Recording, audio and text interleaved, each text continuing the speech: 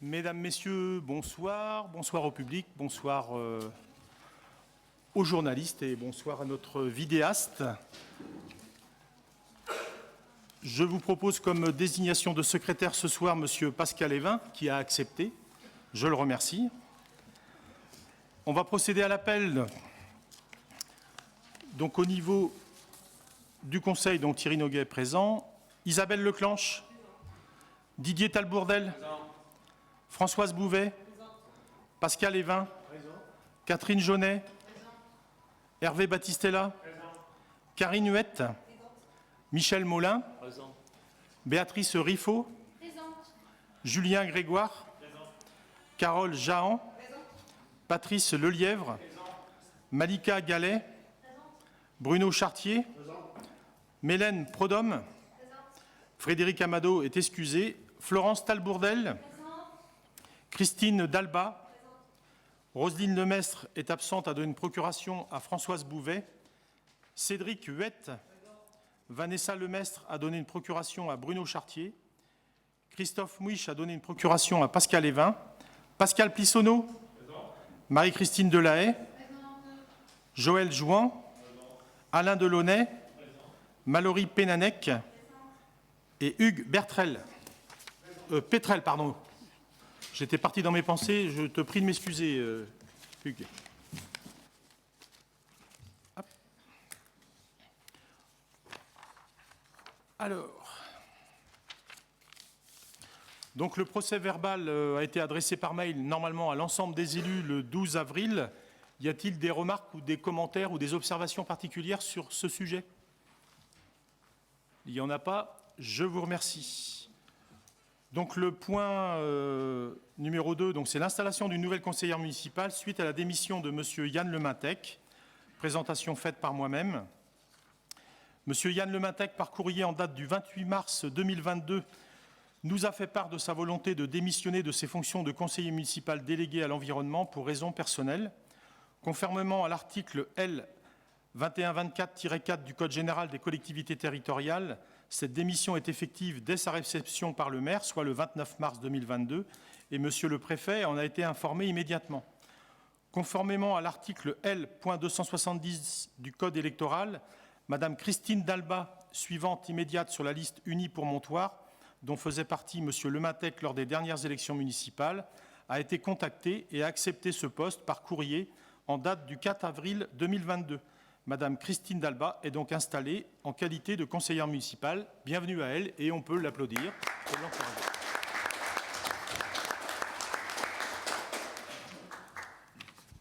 Je vous remercie.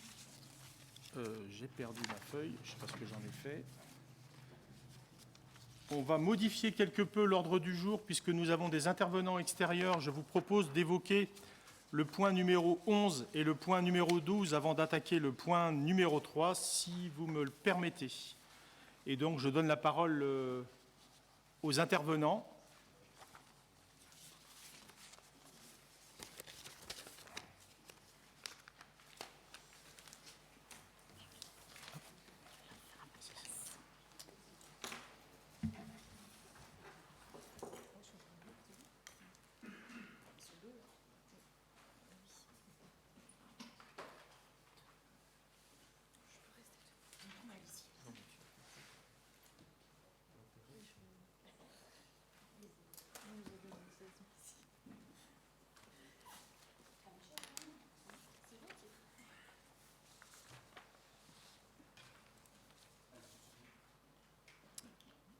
Bonsoir à tous. Bonsoir à tous. Donc, je suis Patrice Vincent, architecte de l'agence Athéna, accompagné de ma collaboratrice Anna-Chris Frigas, qui travaille donc sur le projet du restaurant scolaire Jean Jaurès. Donc,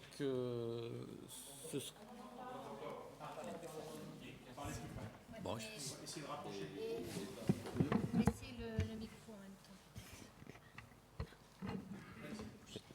Là, c'est mieux, là. Donc, Parlez plus près. Ouais. Vous vous rapprochez. Nous sommes là pour vous présenter donc la phase APD du projet de restaurant scolaire. Donc ce projet, donc, c'est avant tout donc, une restructuration de l'existant et un agrandissement des locaux existants afin de répondre aux besoins actuels, donc d'une cuisine qui produit 800 repas jour. Donc d'agrandir les salles à manger pour mieux accueillir les enfants de maternelle et de primaire, donc dans 2 salles à manger distinctes, et de mettre aux normes donc l'ensemble des cuisines par l'amélioration des circuits, l'agrandissement des locaux, principalement de locaux de réserve, de stockage et tout ce qui est locaux d'accueil du personnel afin de donner un cadre de travail qui soit performant et agréable. Voilà, donc les objectifs.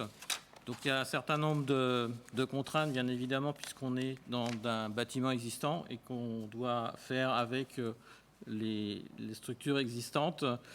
Réaliser également après donc, des travaux en site occupé et puis prendre en compte aussi sur ce site les évolutions futures du site donc, où il est envisagé donc, la reconstruction des écoles. Donc on doit à la fois tenir compte des circuits actuels d'entrée-sortie des élèves par rapport aux bâtiments existants, mais aussi anticiper un peu l'avenir, puisque les bâtiments seront modifiés dans leur emplacement. Donc je vais vous présenter donc, le projet dans son ensemble. Donc on a principalement donc 2 extensions distinctes. Donc une première sur la droite du plan qui va concerner donc tous les locaux du personnel, donc avec des vestiaires sanitaires adaptés et donc agrandis pour accueillir le personnel dans son ensemble. Donc actuellement les locaux du personnel sont dans la partie existante, mais beaucoup plus petits. Donc cette reconstruction d'agrandissement des locaux personnels va permettre de dégager de la place à l'intérieur des locaux cuisine existants, de manière à agrandir les locaux de préparation, notamment tout ce qui est préparation froide, stockage aussi avec les chambres froides. Et donc on aura un accès livraison qui se fera depuis la rue, avec le principe donc, des cuisines qui est donc la séparation des flux propres et sales, et le principe de la marche en avant qui sera respecté depuis l'accès extérieur jusqu'aux locaux de production. Et on aura aussi un accès indépendant et différencié pour le personnel qui donc accédera directement dans ces locaux de vestiaires sanitaires pour revenir ensuite dans les locaux de production une fois qu'ils seront passés par les vestiaires et mis en tenue pour travailler.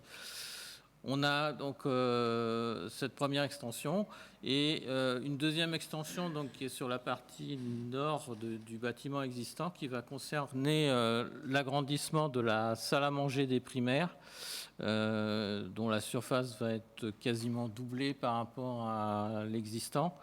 Donc un agrandissement vers la cour, avec donc une entrée et un nouveau hall d'accueil pour les primaires qui sera sur la partie droite, en haut à droite, donc vers la position future, je dirais, de la nouvelle école primaire qui se situera à peu près dans la cour actuelle. Donc on a un vaste hall qui permet d'accueillir les enfants, et ensuite ils passent dans un espace de lavage des mains avec des lavabos et puis des sanitaires qui sont à proximité également.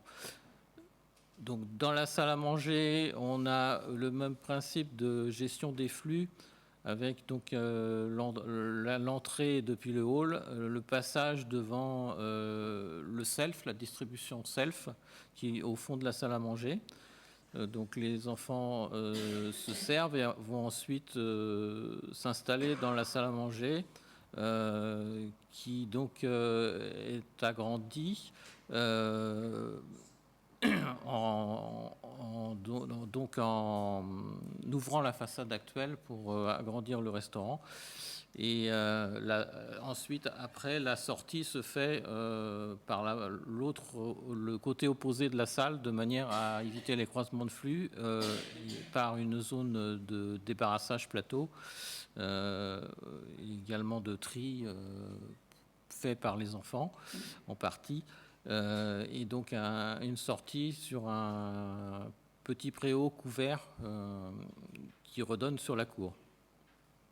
Donc ça, c'est la partie salle à manger des maternelles, des primaires, pardon. Et donc la salle à manger maternelle, pour sa part, donc reste dans son emplacement actuel. Et donc elle est remaniée, agrandie.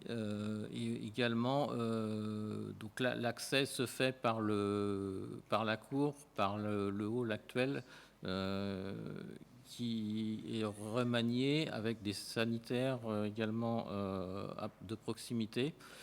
Et donc l'accès maternel se trouvera donc également à proximité de l'emplacement futur de l'école maternelle, qui est présumé à la place des logements de fonction actuels.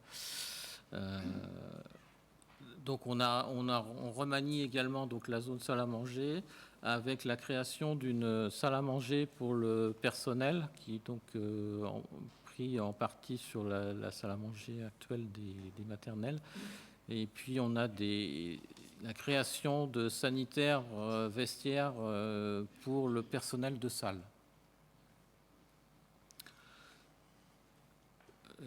Donc voilà pour l'organisation générale. Donc je ne vais pas rentrer dans le détail, mais au niveau des cuisines, donc on a l'ensemble des locaux nécessaires à la production, la zone de production cuisson restant au centre du bâtiment, et les locaux satellites autour donc sont agrandis, notamment la préparation froide et les zones de départ donc des plats confectionnés pour les autres sites. Donc les locaux de départ et de stockage sont agrandis avec une sortie, entrée-sortie directe sur le côté vers la rue. Le bureau du chef est également remanié en conservant sa position centrale avec la vue sur l'ensemble des flux intérieurs de la zone cuisson, mais aussi les flux extérieurs de départ et d'arrivée des liaisons chaudes. On a aussi remanié la laverie, donc qui est agrandie en position centrale, donc avec un accès direct aux deux salles à manger, qui sont donc de chaque côté. Donc, accès sur la salle à manger primaire, où il y a donc la zone de débarrassage plateau, et puis vers la salle à manger maternelle, où là, on a donc un service à table, donc avec le débarrassage qui se fait en fin de repas et l'accès direct à la laverie. Donc voilà pour l'organisation en plan. Donc pour ce qui est de l'architecture du bâtiment, donc on a des extensions qui sont conçues en ossature bois, avec donc des bardages de façade. Donc là, vous avez les façades en haut, la façade donnant sur la cour, avec la salle à manger primaire, donc qui est un volume très vitré sur la cour, de manière à conserver une bonne lumière naturelle, puisqu'on a, du fait qu'on agrandit cette salle en doublant quasiment sa surface, il nous faut donc des surfaces vitrées importantes pour que les parties au milieu du bâtiment, ce ne soit pas trop sombre.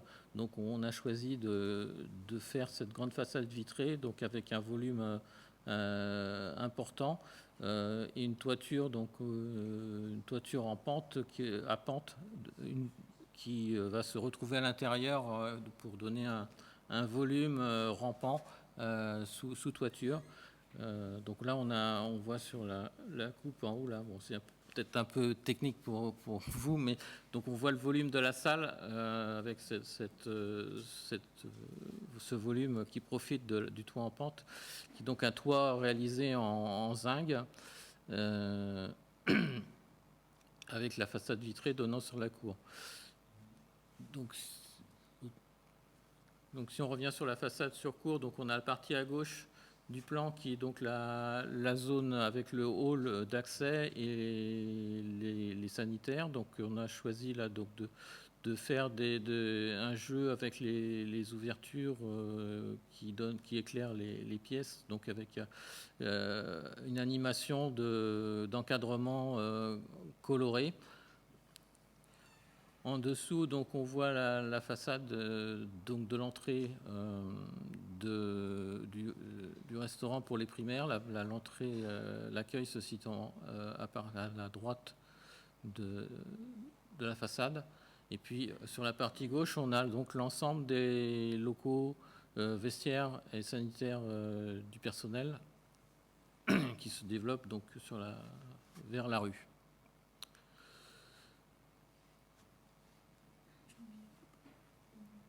Oui, donc là, on a mis des images de projets réalisés pour vous montrer un peu les ambiances qu'on souhaite créer. Donc avec ces bardages bois naturels qui seront donc avec des lames de largeur et d'épaisseur différentes pour créer une animation. On voit le principe donc aussi des encadrements de fenêtres saillants et colorés.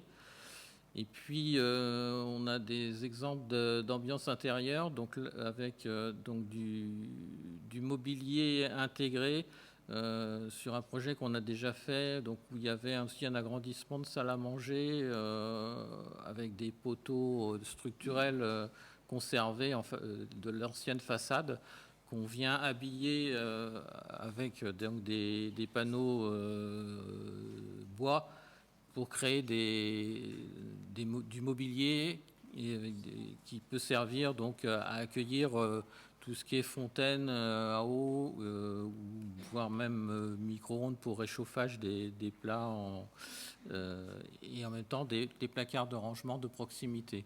Et donc ce mobilier est aussi donc sur les parties pleines composé de panneaux bois perforés qui participent donc à l'acoustique de la salle. Donc que ça c'est un point important dans les salles à manger de traiter l'acoustique. Ce sont des locaux particulièrement bruyants, donc on traite à l'acoustique par ces meubles intégrés et aussi par des revêtements muraux absorbants. Des plafonds donc en faux plafond en dalles acoustique également, et donc on propose nous aussi de traiter avec le revêtement de sol. Donc là il y a deux options, donc il y a soit du sol souple classique je dirais qui permet d'avoir un affaiblissement acoustique important, mais ça peut aussi être des revêtements textiles type Flotex qui permettent à la fois de traiter l'acoustique et d'avoir une ambiance chaleureuse à l'intérieur du restaurant, ce qui est important pour les enfants, d'avoir un cadre de repas qui soit le plus accueillant possible.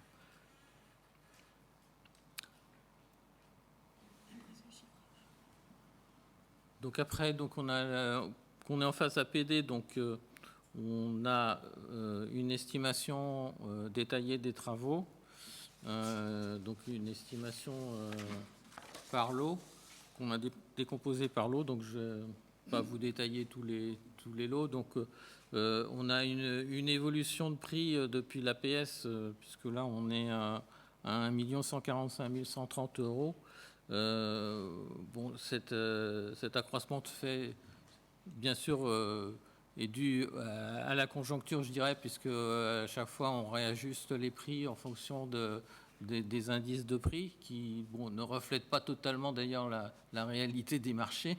Et puis donc là on a aussi une augmentation qui est due à la complexité du projet, parce qu'on a beaucoup travaillé donc avec les élus et puis le personnel du restaurant pour coller au maximum à leurs souhaits et aussi à l'efficacité du travail dans les cuisines. Donc on a optimisé, mais ces optimisations, comme on est dans du bâtiment existant, évidemment ça a des incidences financières, parce que pour optimiser, on doit quelquefois faire des percements dans des murs existants, créer des poutres, etc.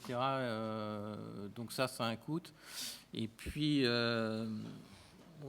ces multiples modifications donc engendrent en fait des travaux de second œuvre, puisque quand on touche un peu partout, au mur, au sol, etc., on arrive dans certaines pièces à devoir refaire totalement les sols et les revêtements muraux, donc, qui sont les cuisines majoritairement en carrelage, puisque faut avoir pour obtenir des locaux performants et non pas faire des petits raccords partout qui peuvent ne pas donner satisfaction, faire un peu patchwork entre guillemets. Donc là, quand on a beaucoup de travaux dans une pièce, on refait la totalité des sols, murs, plafonds.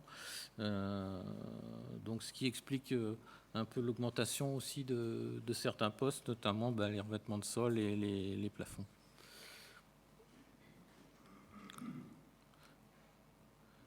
Donc on a aussi également bien travaillé donc l'acoustique, donc en mettant les panneaux muraux dont je vous ai parlé dans les salles. Donc ça a un peu renchéri le coût également.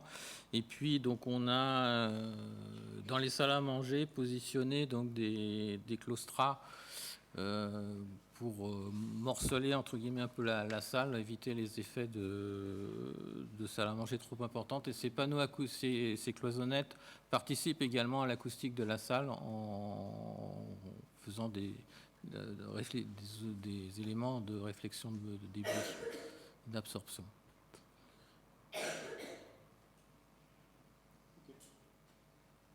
Merci pour toutes ces explications. Alors moi, je voulais remercier le cabinet pour nous avoir accompagnés, mais aussi les agents de la ville qui nous ont bien aidés sur ce coup-là, et aussi le personnel, alors le responsable de la cuisine et tous les membres qui travaillent à l'intérieur, parce que c'est aussi leur outil de travail.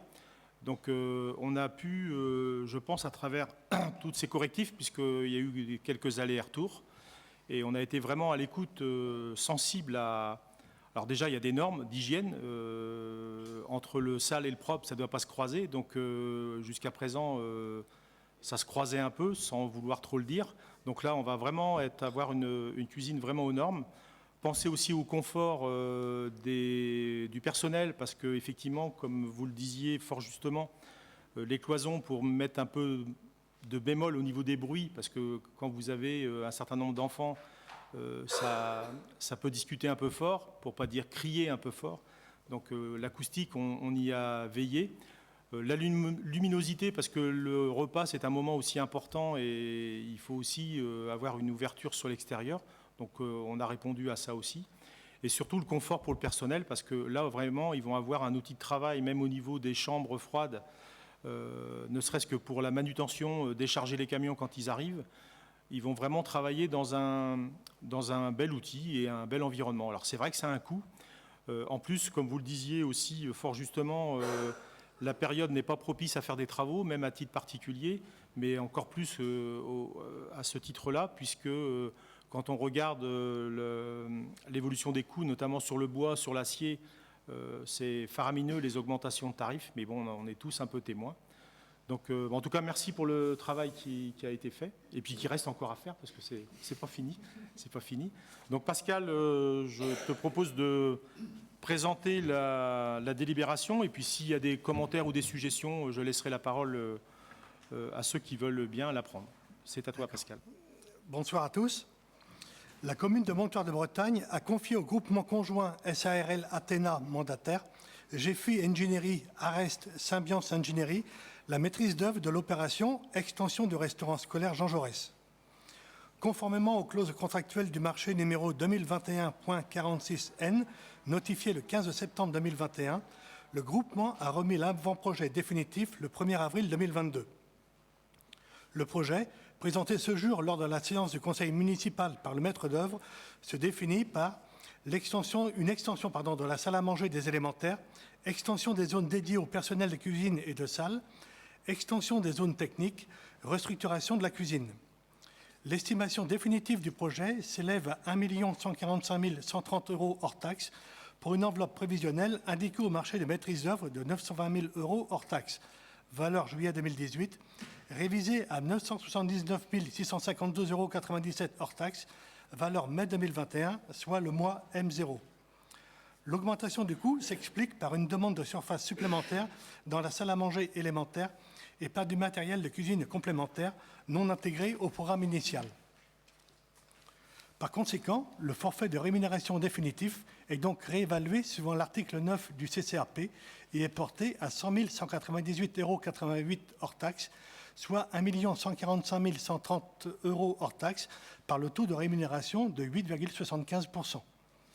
Il est ainsi demandé à l'Assemblée municipale de bien vouloir approuver l'avant-projet définitif de l'opération extension du restaurant scolaire Jean Jaurès, approuver le forfait de rémunération définitif, autoriser Monsieur le maire ou son représentant à signer ledit avenant ainsi que tout document y afférent. Enfin, autoriser Monsieur le maire à solliciter les subventions auprès des organismes compétents. Merci, Pascal. Y a-t-il des commentaires ou des observations sur le sujet? Pas de commentaires, pas d'observations. Je vous propose de passer à l'acceptation et au vote de cette délibération. Y a-t-il des avis contraires? Des abstentions? Je vous remercie. Donc le point suivant, ça va être le point numéro 12, sur l'évolution de l'école Jean Jaurès toujours et création de la maison de la petite enfance, approbation du programme, lancement du concours de maîtrise d'œuvre. Donc on va faire la présentation là aussi. Avant de procéder à la lecture de la délibération.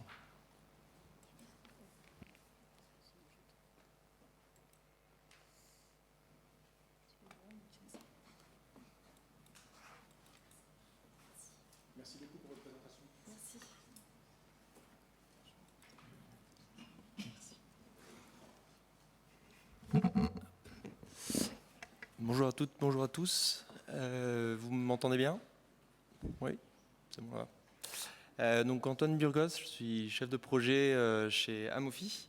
On a accompagné la commune sur la partie programmation du restaurant scolaire dont vous venez de voir l'avancée, donc l'APD, et puis sur le programme concernant l'évolution de l'école Jean Jaurès et la création de la maison de la petite enfance. Pour la présentation de ce programme, ce que je vous propose, c'est de reprendre le fichier que je vais vous présenter, qui est en fait une note de présentation du programme qui sera insérée au dossier de consultation des concepteurs. Donc le programme, petit rappel, la démarche, l'accompagnement qui a été celui d'Amofi s'est passé avec un certain nombre d'entretiens et d'échanges avec les équipes de l'école Jean Jaurès dans le but d'identifier les besoins, d'identifier les contraintes et de venir faire, après de plusieurs étapes, la rédaction d'un programme technique détaillé, qui sera un document clé pour les concepteurs, puisque c'est le document qui vient détailler le besoin de la maîtrise d'ouvrage et puis c'est les contraintes du projet. Donc ce document s'articule selon 7 parties. Ici, dans le document que je vais vous présenter, on est sur un résumé, parce que c'est un document qui fait plusieurs centaines de pages. Alors je ne sais pas si on peut passer en présentation. Hop. Voilà. Donc le document débute par une présentation du site dans son environnement. Donc il est rappelé que le site, l'emplacement du site dans la commune.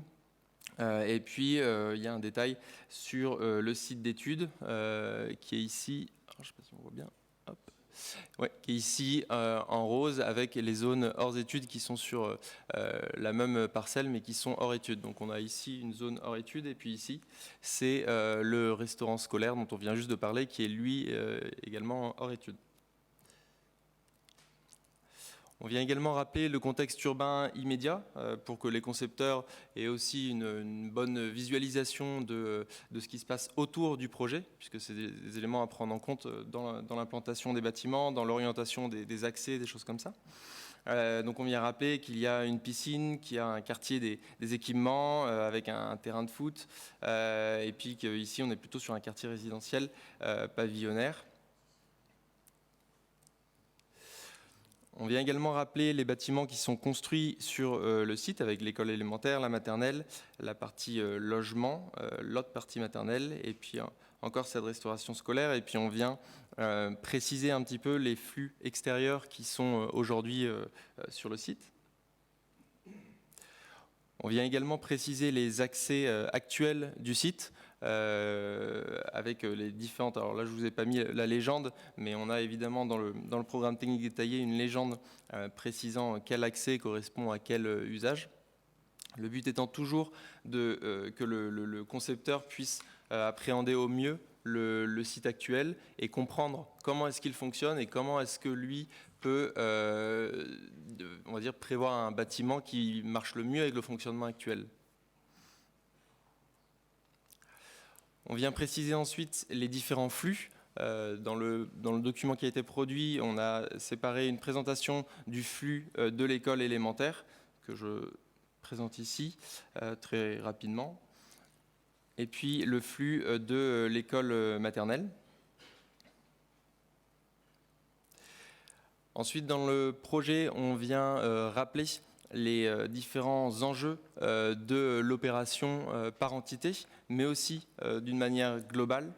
Je ne vais pas tous vous les lisser si vous le voulez bien, mais les principaux enjeux sont de regrouper sur un même site plusieurs équipements dédiés à la petite enfance et à l'enfance, valoriser un foncier communal au nord de la commune, créer des espaces publics qui puissent être investis par les usagers et utilisateurs des équipements de la présente opération ainsi qu'à d'autres fins, apporter une vraie lisibilité dans les flux et accès aux différents équipements, sécuriser des zones de flux doux aux abords des équipements, écoles et petite enfance.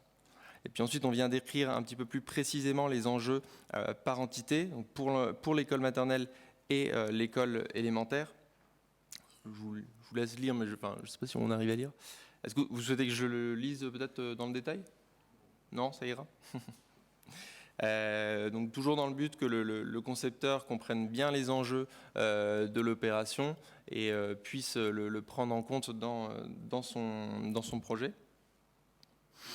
Et puis on vient également décrire les enjeux sur la maison de la petite enfance et préciser enfin les enjeux spécifiques puisque ce sera une intervention qui sera en site occupé. Donc on vient préciser qu'il faudra articuler les différentes temporalités de travaux en impactant le moins possible les équipements existants ou réalisés. On entend surtout le restaurant scolaire.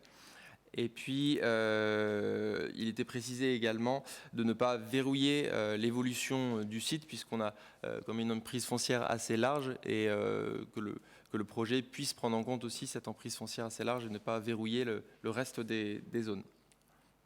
Et puis enfin, on vient préciser la démarche environnementale. Pour ceux qui ne le savent pas, il y a une nouvelle réglementation qui est entrée en activité, on va dire, en 2022. C'est la réglementation environnementale 2020 et qui vise à améliorer la qualité environnementale des bâtiments construits. Donc ce projet aura un permis de construire qui sera déposé après juillet 2020. Il sera donc soumis à la réglementation environnementale 2020. On vient le préciser encore une fois pour que le concepteur l'ait bien en tête. Et puis donc une fois qu'on a rappelé ces différents enjeux, qu'on a rappelé comment est-ce que le site s'organisait, on vient exprimer les besoins.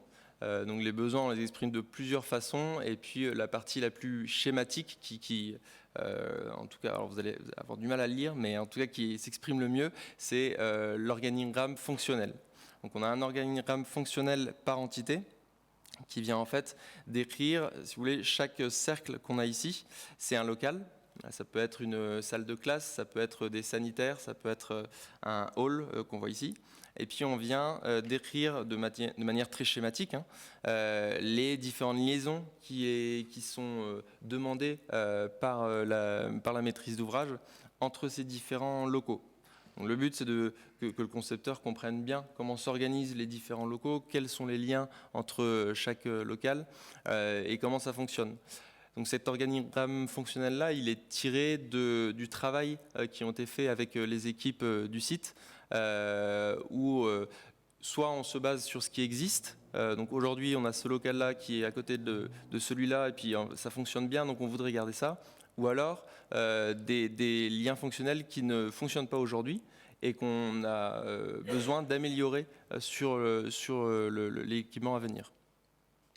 Donc on a un organigramme fonctionnel par entité, donc un pour l'école maternelle, un pour l'école élémentaire, et puis un, qui est peut-être un peu plus lisible, sur la maison de la petite enfance. Donc on voit bien ici les différents locaux ou les différentes entités, et puis les liens entre elles qui sont demandés dans le cadre de la conception. Et puis enfin, dans le programme technique détaillé, on vient préciser l'implantation préférentielle. Donc comme je l'ai rappelé un petit peu, on a un site qui est relativement contraint. Et par rapport à l'activité du site et aux usages, aux accès, on a forcément une implantation préférentielle qui permettrait aussi de limiter l'impact. Donc c'est pas... On n'oblige pas le concepteur à rentrer dans cette implantation préférentielle, mais en tout cas, c'est une donnée de la maîtrise d'ouvrage qui est exprimée.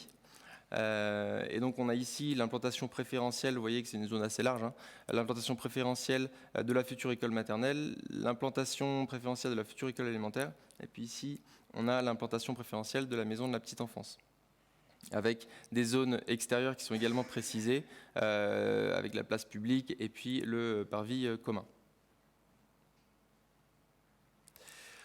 On vient ensuite préciser, alors par entité, on a un grand nombre de tableaux dans le programme complet. On vient préciser les surfaces à construire en comparant les surfaces existantes avec les surfaces du projet. On voit qu'on est sensiblement sur les mêmes choses sur l'école maternelle, l'école élémentaire, les locaux d'entretien maintenance et puis la restauration scolaire qui est bien sûr hors étude puisqu'elle est gérée dans un autre projet. Et puis ici, les besoins sur la maison de la petite enfance. Et enfin, on vient préciser dans le programme technique détaillé l'enveloppe financière dans laquelle la maîtrise d'œuvre doit venir s'inscrire. L'enveloppe financière aujourd'hui évaluée à 8 965 000 hors taxes, comprenant les aménagements extérieurs, les VRD et les équipements de cuisine. Cette enveloppe a une valeur à septembre 2021.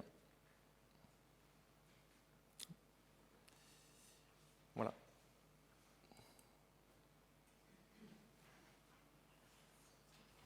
Merci bien pour ces explications. Pascal, je te laisse la main pour présenter justement cette délibération sur l'évolution et la création de la maison de la petite enfance sur l'approbation du programme. Oui. Vu l'article R 2172-2 du Code de la commande publique relatif aux procédures applicables au marché de maîtrise d'œuvre supérieur au seuil de procédure formalisée, vu les articles L 2162-15 AR 2162-21 du Code de la commande publique relatif au déroulement du concours, vu les articles R 2162-22 et R 2162-24 du Code de la commande publique relative à la composition du jury de concours, considérant l'avis de la commission éducation, marché public et travaux en date du 1er avril 2022, considérant que la commune de Montoire de Bretagne a 3 sites scolaires, Parmi les trois, le groupe scolaire Jean Jaurès est le plus grand. Il est situé au centre de la commune et est composé d'une école élémentaire de 9 classes avec 219 élèves, une école maternelle de 7 classes avec 202 élèves. Sur le site, il y a également une restauration scolaire et un bâtiment composé de 3 logements. La commune souhaite réhabiliter le site datant des années 70 et ayant déjà fait l'objet de réhabilitation. La réhabilitation devra intégrer la démarche environnementale afin notamment de réduire les consommations énergétiques. Les enjeux que nous percevons à ce stade sont la réalisation de travaux en site occupé.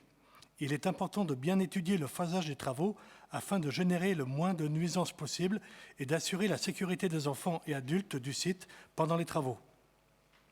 La démarche environnementale, définir le niveau à atteindre en fonction du bâti existant et du niveau d'investissement financier possible au regard des résultats possibles. Le confort pour les usagers et utilisateurs. Concevoir un projet qui permette aux enfants et adultes de l'école d'avoir des locaux adaptés et confortables et dans des espaces extérieurs adaptés. Par ailleurs, la ville souhaite compléter la diversité de l'offre d'accueil des tout-petits afin de mieux répondre aux besoins diversifiés des familles et leur permettre de concilier vie familiale, vie professionnelle et personnelle. Cette volonté émane d'un nombre de refus significatifs pour les demandes d'accueil réguliers ou occasionnels d'enfants au sein du multi-accueil Les Coccinelles déjà implanté sur la ville.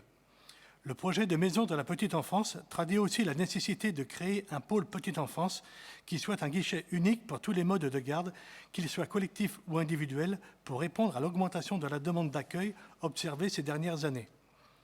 Le projet doit notamment intégrer des bureaux qui permettront d'améliorer la coordination des différentes équipes entre le multi-accueil Les Coccinelles d'une part et le futur jardin d'éveil et le relais des assistantes maternelles Les Abeilles, qui sont tous deux intégrés à la maison de la petite enfance d'autre part. Le futur projet de maison de la petite enfance consiste donc en la création d'un espace spécialement dédié à l'accueil des enfants de 2-4 ans.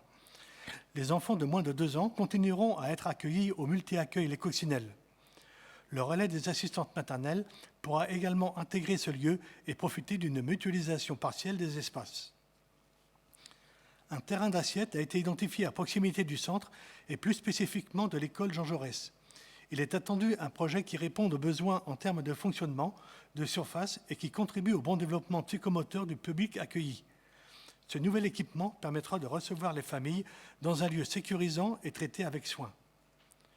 Le programme, réalisé par le cabinet Amofi, comprend 3 types de construction. La réhabilitation de l'école Jean Jaurès, qui date des années 70. Les locaux de l'école ne sont plus adaptés aux pratiques pédagogiques actuelles et les bâtiments d'origine, vieillissants, souffrent de problèmes d'isolation et d'infiltration. La création d'une maison de la petite enfance, une nouvelle solution d'accueil adaptée à la tranche des 2-3 ans, en complément des solutions d'accueil déjà existantes sur la commune. Aménagement extérieur commun à l'école Jean Jaurès et à la maison de la petite enfance. Le montant des travaux est estimé à 8 965 000 hors taxes, soit 10 758 000 € TTC. Le coût global de l'opération, compris maîtrise d'œuvre, prestations intellectuelles et missions annexes, est de 13 985 400 € TTC. Compte tenu du montant prévisionnel du budget, le maître d'œuvre de l'opération sera désigné sur la base d'une procédure formalisée sous la forme d'un concours restreint avec niveau de prestation esquisse. Il s'agit d'une technique d'achat par laquelle le maître d'ouvrage, après avis d'un jury, choisit un projet parmi les propositions de plusieurs candidats sélectionnés en vue de l'attribution d'un marché de maîtrise d'œuvre. Le concours est donc un mode de sélection qui conduit le maître d'ouvrage à choisir à la fois un projet et l'équipe de maîtrise d'œuvre qui le réalisera. Le jury sera constitué conformément aux articles R2162-17, R2162-22 et R2162-22 du Code de la commande publique. Il sera composé des membres de la commission d'appel d'offres et de personnes qualifiées, au moins un tiers des membres de jury. Les membres qualifiés, appelés à participer au jury du concours de maîtrise d'œuvre, seront indemnisés dans les conditions prévues par la commune. Une commission technique sera mise en place par le maître d'ouvrage, dont le rôle sera de préparer les travaux du jury en effectuant une analyse des dossiers de candidature. Un avis d'appel public à la concurrence sera lancé par la ville en vue de retenir 3 à 4 candidats dans le cadre d'un concours sur esquisse. Ils remettront leur travail sur la base du programme qui leur aura été fourni. Une prime sera allouée par le maître d'ouvrage aux participants non retenus au concours sur esquisse et ayant remis des prestations conformes au règlement du concours. Le montant de cette prime attribuée est égal au coût estimé des études à effectuer par les candidats, dont les modalités sont indiquées dans le règlement du concours, affectées d'un abattement au plus égal à 20%. Il est ainsi demandé à l'Assemblée municipale de bien vouloir approuver le programme relatif à cette opération, autoriser Monsieur le maire à lancer une consultation sous forme de concours restreint pour le choix du maître d'œuvre, de fixer de 3 à 4 le nombre de candidats admis à concourir sur esquisse et d'approuver le montant de 40 000 € pour l'indemnité versée sous forme de prime aux candidats sélectionnés mais non retenus par le jury. D'autoriser la composition du jury telle que définie ci-dessus, d'autoriser Monsieur le maire à désigner 2 personnes qualifiées et à fixer leur indemnité, d'autoriser Monsieur le maire à solliciter les subventions auprès des organismes compétents, d'autoriser Monsieur le maire à signer tous les documents relatifs au concours de maîtrise d'œuvre. La dépense résultat des frais de concours sera imputée sur les crédits inscrits au budget article 231.3, fonction 213, opération 164. Merci Pascal. Y a-t-il des questions, des observations sur ce sujet ?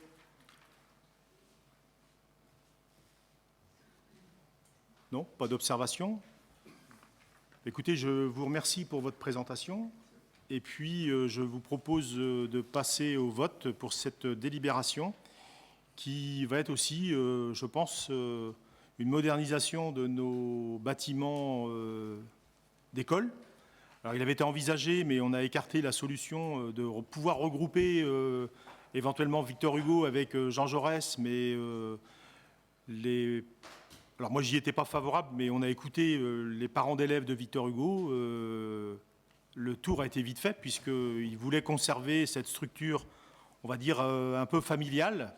Donc, on s'est efforcé de travailler sur ce projet Jean Jaurès, qui ne va pas être simple puisque l'idée, c'est de continuer les cours pendant les travaux. Donc, on va procéder à la construction d'un nouveau bâtiment. Ensuite, on rasera le bâtiment, enfin un bâtiment, et on reconstruira un nouveau bâtiment. Et ça va être comme ça un peu le jeu des chaises musicales au niveau du groupe scolaire. Donc ça va forcément s'étaler sur plusieurs temps. Donc on verra ce que vont nous proposer quand on aura les copies des gens qui vont participer. Alors normalement, ils devraient être nombreux. On va en retenir 3 ou 4. Donc écoutez, je vous soumets ça à votre approbation. Y a-t-il des avis contraires ? Des abstentions? Je vous remercie pour cette grande unanimité. Nous allons poursuivre le déroulé de notre conseil tel qu'il était prévu en passant sur le point, donc le numéro 3, constitution de provision suite à procédure contentieuse, rue Anatole France, rue Pierre Curie. Présentation en est faite par Monsieur Pascal Évin, adjoint aux finances et marchés publics. Merci. Donc, premier dossier, rue Anatole France, numéro 2003-896-8. En application de l'article L2321-2 du Code général des collectivités territoriales, il convient de constituer une provision par délibération dès qu'il apparaît un risque de nature à conduire la commune à verser une somme d'argent significative, notamment dès l'ouverture d'un contentieux en première instance contre la collectivité. Cette provision est constituée à hauteur du montant estimé par la collectivité de la charge qui pourrait en résulter en fonction du risque financier encouru. Lorsque le risque se concrétise, il convient de reprendre la provision et régler la condamnation. Si le risque est écarté, la provision sera reprise et devient une recette de la section de fonctionnement. Un recours a été déposé contre la ville devant le tribunal administratif de Nantes, numéro 2003-896-8.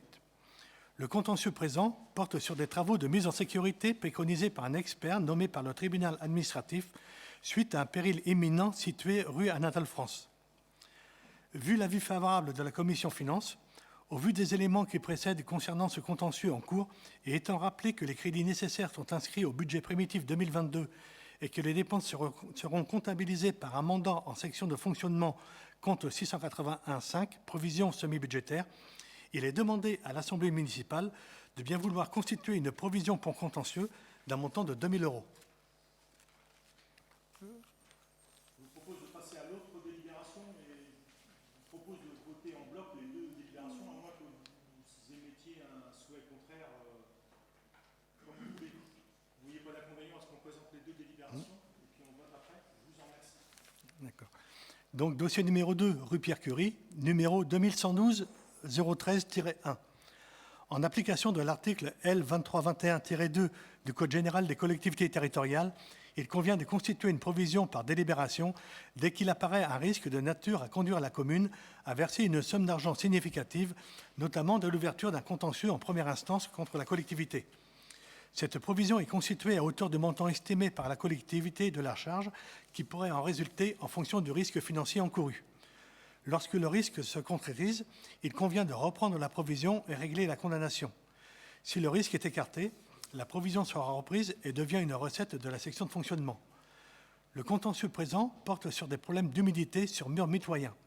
La ville refuse de prendre à sa charge la totalité du coût des travaux de terrassement. Un recours a été déposé contre la ville devant le tribunal administratif de Nantes, numéro 2112-013-1. Vu l'avis favorable de la commission finances, au vu des éléments qui précèdent concernant ce contentieux en cours et étant rappelé que les crédits nécessaires sont inscrits au budget primitif 2022 et que les dépenses seront comptabilisées par un mandat en section de fonctionnement, donc compte 681.5 provisions sur bille budgétaire, il est demandé à l'Assemblée municipale de bien vouloir constituer une provision pour contentieux d'un montant de 10 000 euros. Merci Pascal. Y a-t-il des observations ou des commentaires sur ces deux délibérations? Il n'y en a pas, je vous la soumets au vote. Y a-t-il des avis contraires? Des abstentions? Je vous remercie. Le point suivant, constitution de provisions pour diverses créances douteuses et créances contentieuses. Présentation toujours faite par M. Pascal Évin, toujours adjoint aux finances et marchés publics. L'instruction comptable et budgétaire M14 prévoit la traduction des principes de prudence et de sincérité budgétaire, notamment au travers du régime des provisions pour créances douteuses.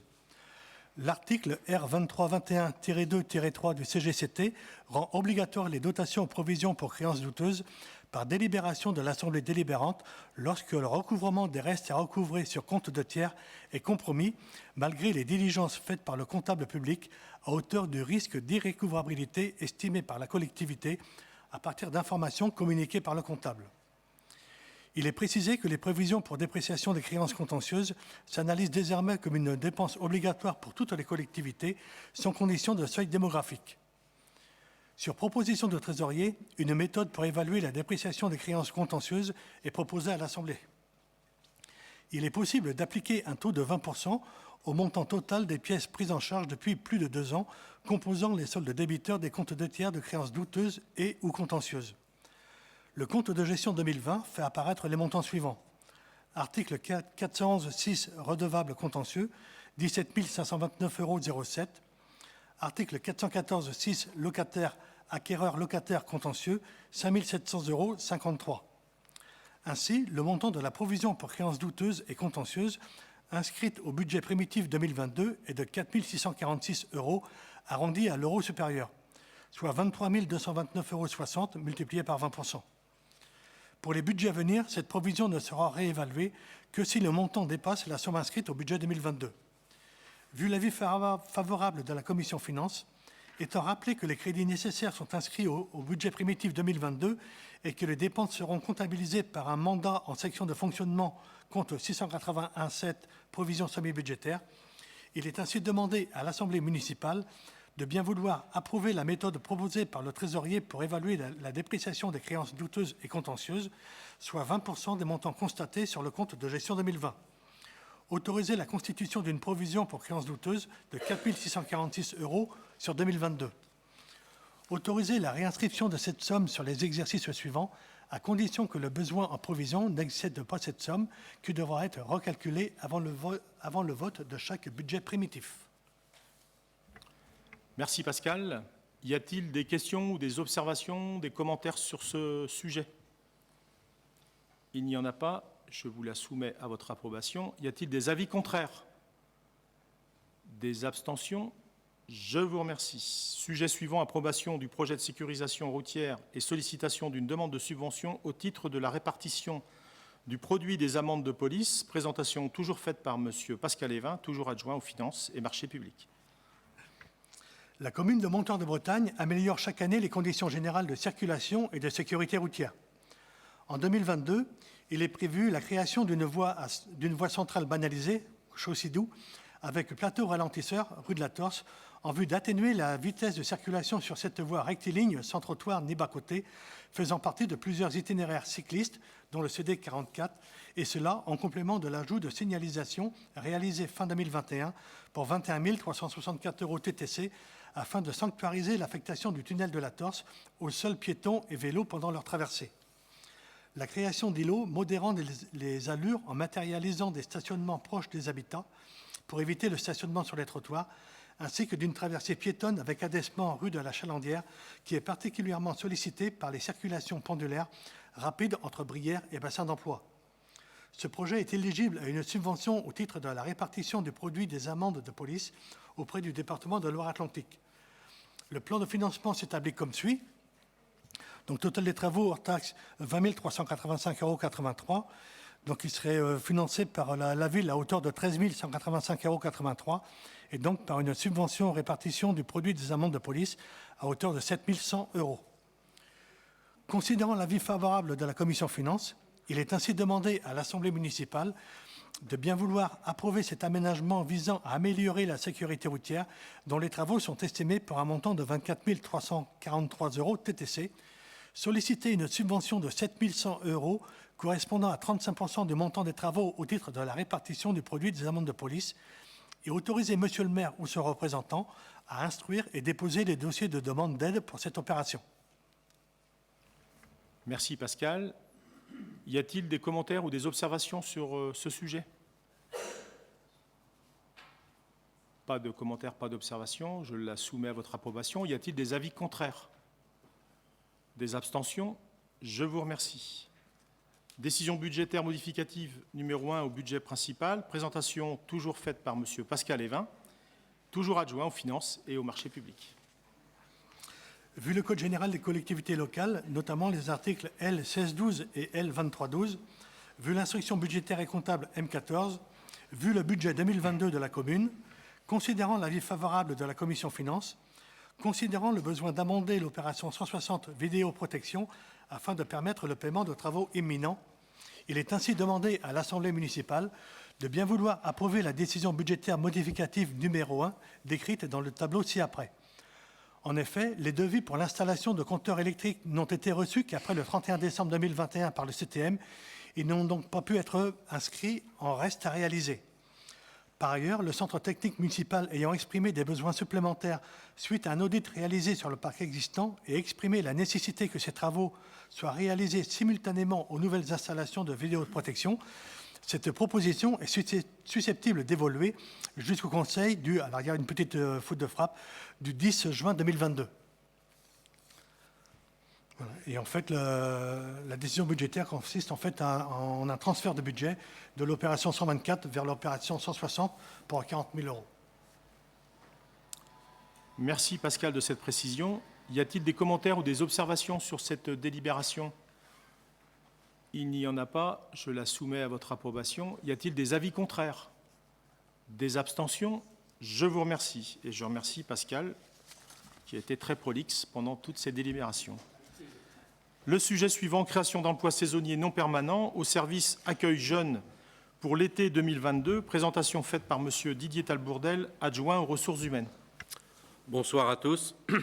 Vu le Code général de la fonction publique, vu l'article L1 du Code général de la fonction publique portant droits et obligations des fonctionnaires, vu l'article L 332-23 du Code général de la fonction publique portant dispositions statutaires relatives à la fonction publique territoriale, et notamment l'article 3.1, pour faire face à un besoin lié à un accroissement temporaire d'activité, vu l'avis favorable de la Commission des ressources humaines du 29/3/22, considérant qu'il est nécessaire de faire appel à des animateurs saisonniers durant la période des mini-camps pour le service accueil jeunes, maison de la jeunesse, il est ainsi demandé à l'Assemblée municipale de bien vouloir approuver le recrutement d'agents non titulaires pour le service accueil jeunes selon les conditions suivantes. Donc l'effectif 2 postes d'équivalent temps plein, période du 1/8/2022 au 31/8/2022.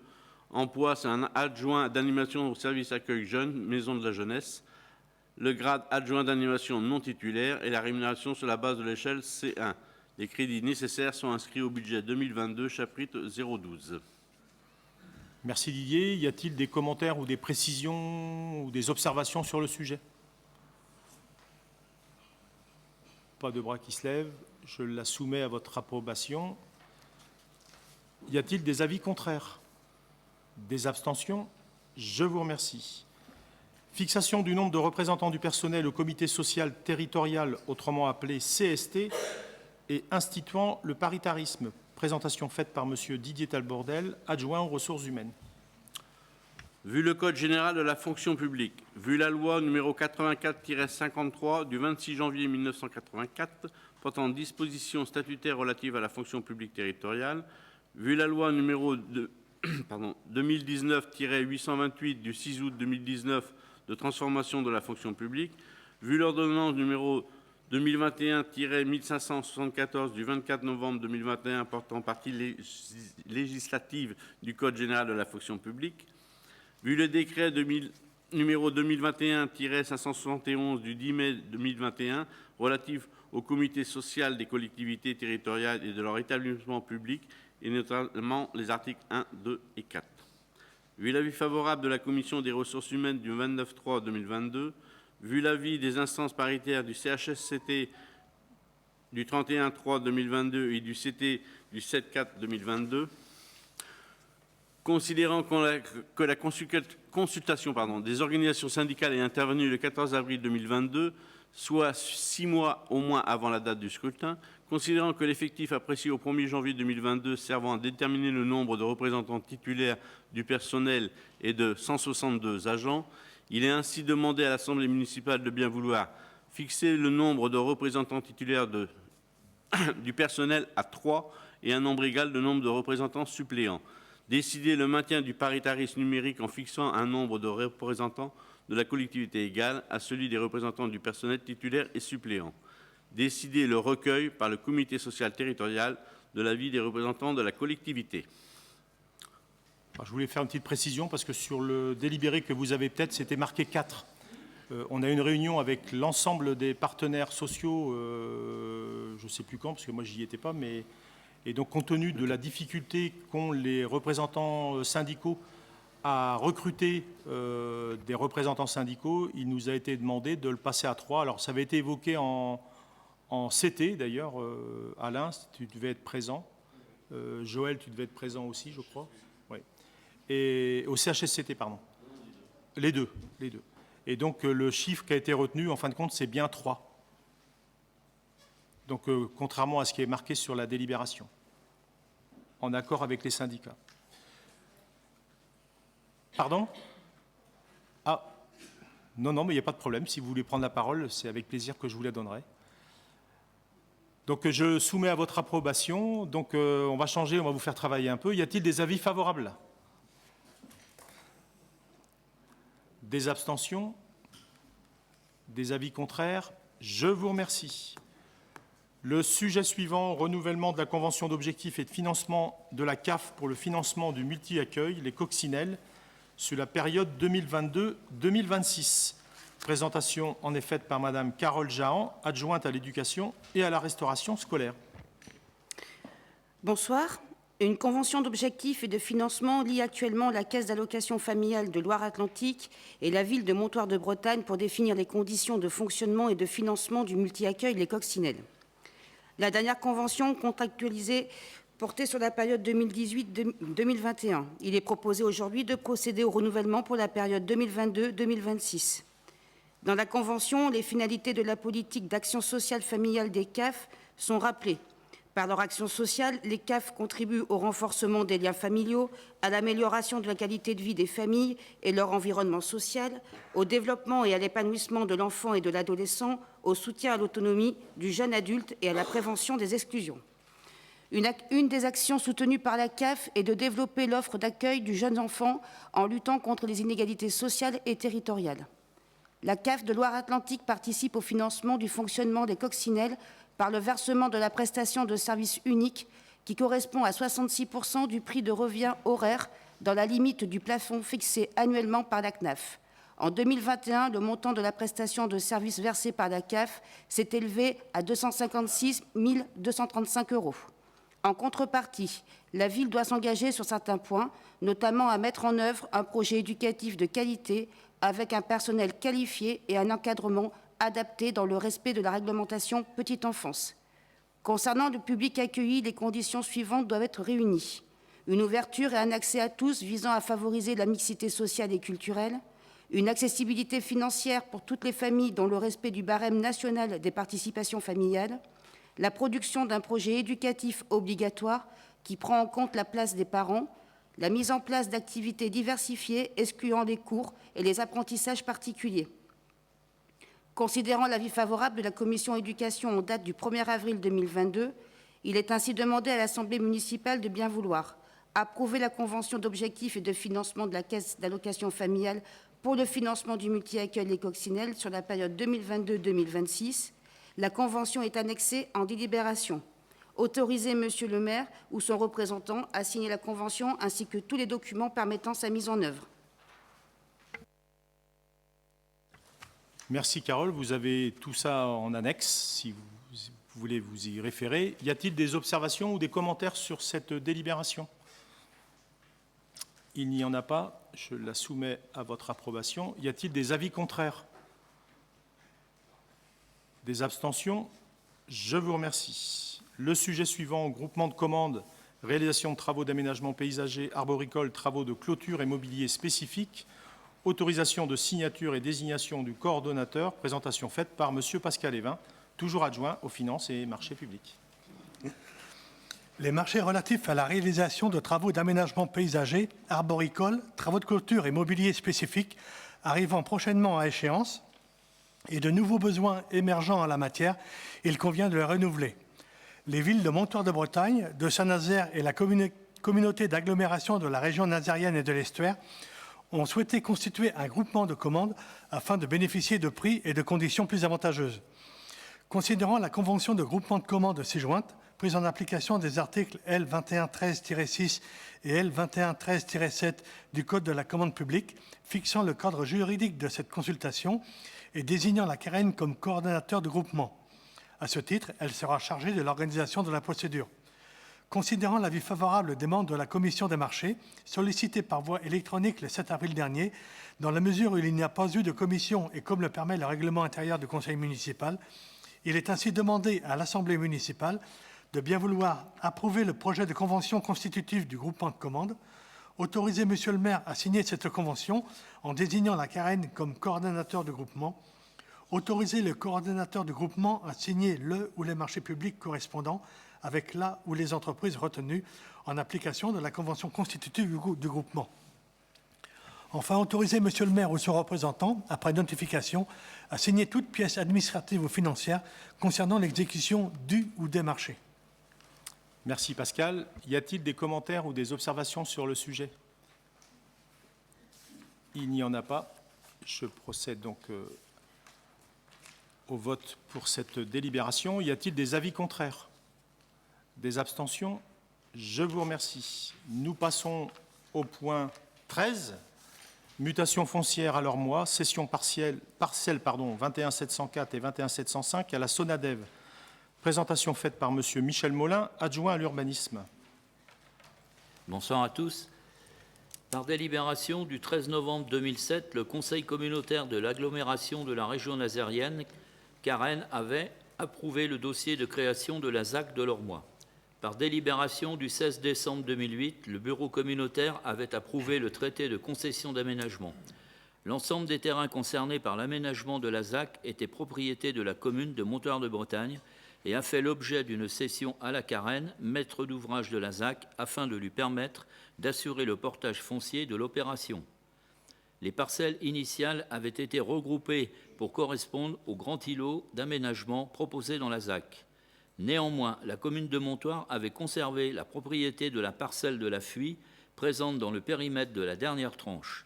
Un cheminement piéton devrait y être aménagé. L'aménagement de cette dernière tranche a nécessité un redécoupage des lots, entraînant un déplacement du cheminement piéton plus à l'est, voire sur le plan actuel. Un plan de division a redéfini les terrains en ZI 704 de 115 m² et ZI 705 de 15 m². Ces derniers se retrouvant en îlot à bâtir Il est proposé de le céder à la SONADEV en charge de l'aménagement et de la commercialisation.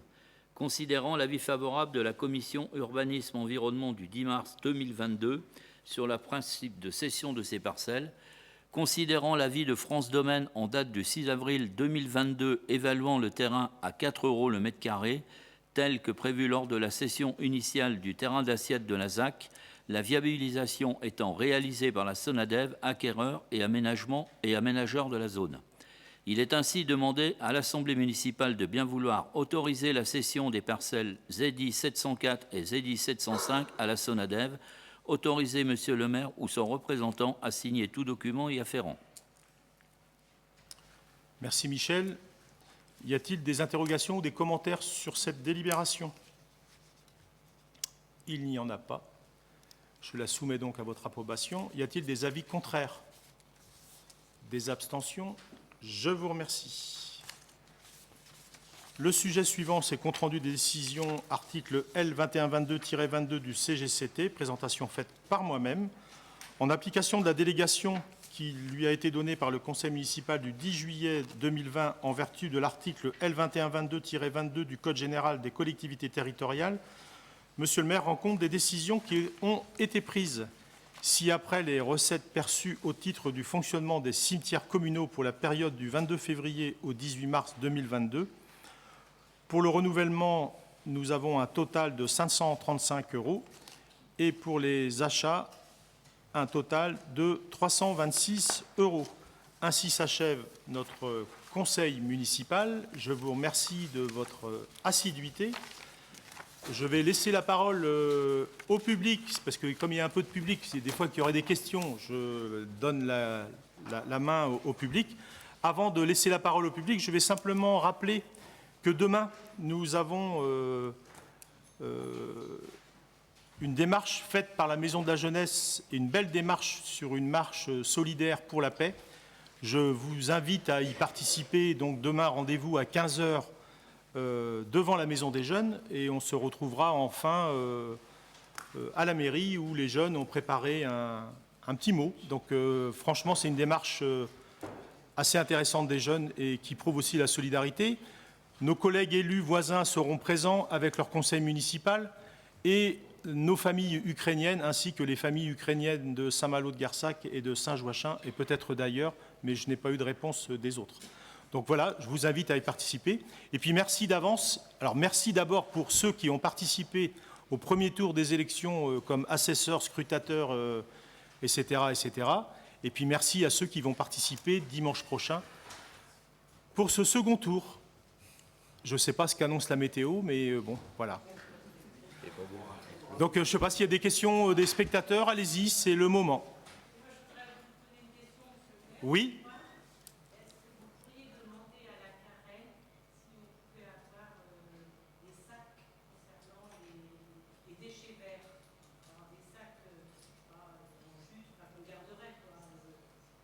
D'accord. C'est des sacs qui vous serviraient à emmener à la déchetterie? D'accord. OK. Parce que bon, on se bat en ce moment parce qu'il y a des gens aussi qui pensent que les poubelles vertes, on peut mettre sa pelouse dedans. Et ça arrive parce qu'on a fait des contrôles justement parce qu'on est sur un plan pour diminuer le poids des déchets ménagers. Et en faisant des sondages dans certaines poubelles, on retrouve de la pelouse dans certains bacs. Donc voilà. Donc alors, effectivement, je vais poser la question de savoir si on peut mettre à disposition, au même titre que des composteurs, mettre des sacs en toile de jute qui pourraient être réutilisés pour rejeter à la déchetterie. Pourquoi pas? Ça évitera de salir les coffres. Je note. Et j'apporterai la réponse au prochain conseil. Y a-t-il d'autres questions? Ok, écoutez, je vous souhaite une bonne soirée. Merci de votre participation. Merci aux vidéastes. Merci à nos amis journalistes, toujours fidèles. Et puis bonne soirée et bon week-end de vote. N'oubliez pas d'aller voter dimanche.